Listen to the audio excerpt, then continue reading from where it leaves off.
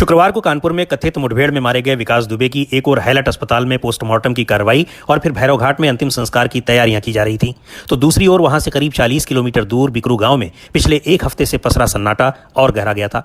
बिकरू गांव के ज्यादातर घरों से लोग कथित तौर पर पुलिस के डर से 3 जुलाई के बाद से ही पलायन कर चुके हैं, जबकि कुछ घरों में महिलाएं और बच्चे हैं लेकिन पुरुष सदस्य नहीं है।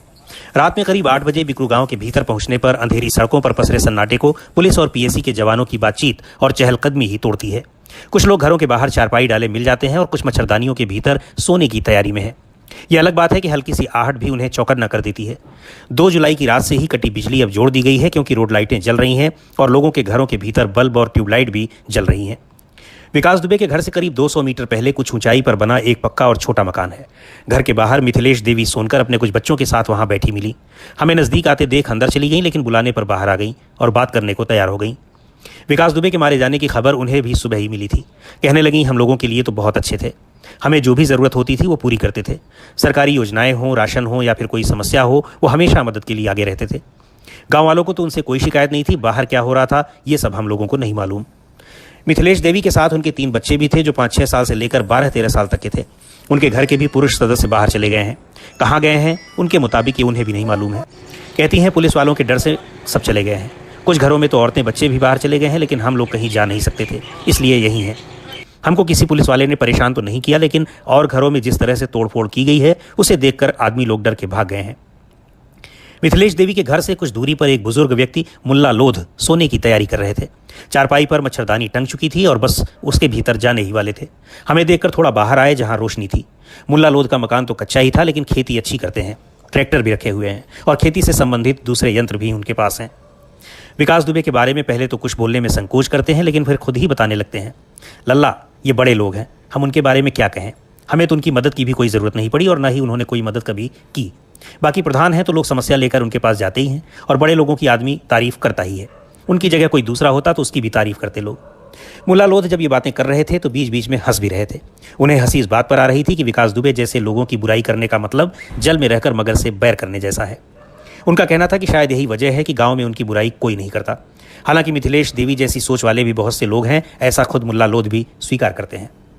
बिकरू गांव में अंदर आने वाली मुख्य सड़क के टी पॉइंट पर विकास दुबे के ढहे हुए मकान के खंडहर दिखते हैं। मकान थोड़ी ऊंचाई पर बना था। नीम के 3 विशालकाय पेड़ों के अलावा वहां सिर्फ ईंट, प्लास्टर, लोहे और लकड़ी का मलबा ही बचा है, जो कि एक आलीशान मकान के अस्तित्व को बयां कर रहा है।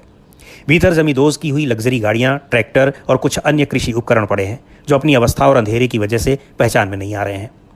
विकास दुबे के घर के दाहिनी ओर के ठीक सामने प्रेम प्रकाश पांडे का घर है, जिन्हें 2 जुलाई की घटना के अगले ही दिन कथित एनकाउंटर में मार गिराया गया था।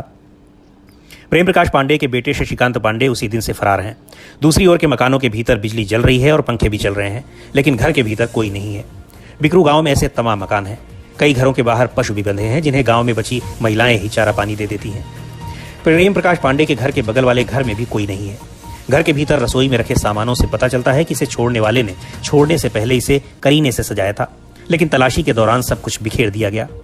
रसोई के बाहर एक फ्रिज रखा हुआ है, जिसका दरवाजा खुला पड़ा है और फ्रिज के भीतर कुछ नहीं है, जबकि बगल में बेडरूम है, जिसे बुरी तरह से अस्त व्यस्त किया गया है।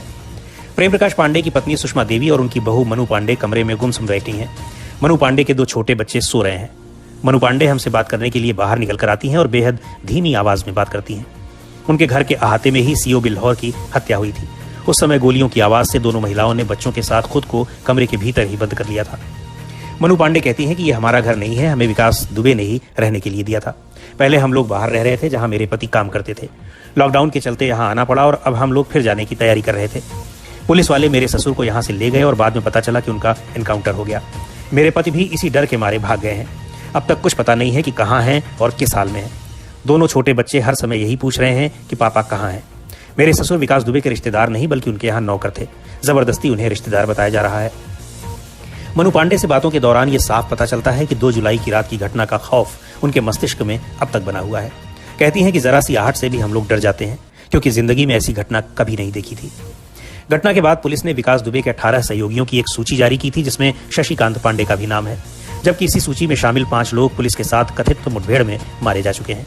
उन्हीं में से एक प्रभात मिश्र के परिजनों का कहना है कि उनके बेटे को पुलिस घर से उठाकर ले गई और बाद में मार दिया गया, जबकि पुलिस और एसटीएफ ने प्रभात मिश्र को फरीदाबाद से गिरफ्तार करने और फिर भागने की कोशिश और पुलिस पर गोली चलाने के बाद आत्मरक्षा में गोली चलने से हुई मौत का दावा किया था।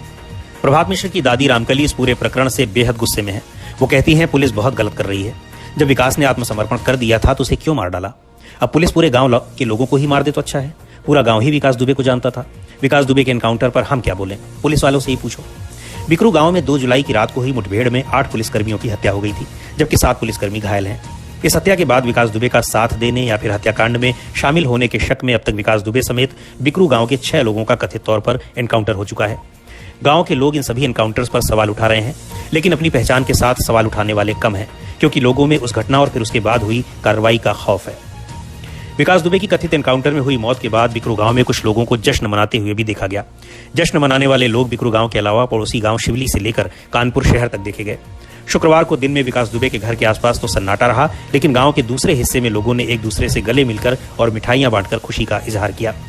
मुठभेड़ पर सवाल भले ही उठ रहे हों और विकास की मदद करने में भले ही पूरे चौबेपुर थाने की पुलिस संदेह के घेरे में आई हो, लेकिन कानपुर के कई थानों में विकास दुबे की मौत पर पुलिस वालों को बधाइयां दी गईं और माला पहनाकर उनका सम्मान किया गया। करीब 2500 की आबादी वाले बिकरू गांव में 4 मजरे हैं और सभी मजरे में हर गली में पक्की सड़क और नालियां हैं। जगह जगह स्ट्रीट लाइटें भी लगी हैं। गांव के लोगों का कहना है कि यहां प्रधान चाहे जो बने, लेकिन विकास के काम विकास दुबे के मशवरे से ही तय होते थे। साल 2011 में इस गांव को निर्मल ग्राम पुरस्कार भी मिल चुका है। गांव में सबसे ज्यादा आबादी अनुसूचित जाति के लोगों की है, उसके बाद ब्राह्मण और फिर मुस्लिम समुदाय के लोग हैं। शुक्रवार को मुस्लिम समुदाय के कुछ लोगों ने भी विकास दुबे की मौत का जश्न मनाया। गांव के ही रहने वाले रियाज अहमद बताते हैं कि 25-30 साल पुरानी बात है। कुछ लोगों से विकास दुबे की लड़ाई हुई थी। उसके बाद से मुसलमानों को अक्सर परेशान करते थे। जैसे सब लोगों में उनका आतंक था, वैसे ही मुसलमानों में भी आतंक था। जिन लोगों ने खुशी मनाई होगी और मिठाई बांटी होगी, उसके पीछे शायद यही वजह हो। गाँव में मुसलमानों के घर मुश्किल से 25-30 हैं। किन लोगों ने खुशियां मनाई थी ये पता नहीं चल सका, लेकिन मुस्लिम परिवारों ने विकास दुबे की मौत पर जश्न मनाया था। इसे वहां के लोग भी स्वीकार कर रहे हैं। बहरहाल विकास दुबे की मौत के बाद पुलिस गांव वालों को वापस आने और अपने घरों में रहने का भरोसा दे रही है, लेकिन पलायन कर गए लोग अभी भी आने को तैयार नहीं है। शायद इसकी एक वजह यह भी है कि पुलिस एक ओर उनकी सुरक्षा और गांव में शांति का भरोसा दे रही है, तो दूसरी ओर गांव में यह भी अनाउंस किया जा रहा है कि घटना के दिन पुलिस वालों के जो हथियार गायब हुए हैं, यदि गांव वालों को मिले तो 24 घंटे के भीतर सूचित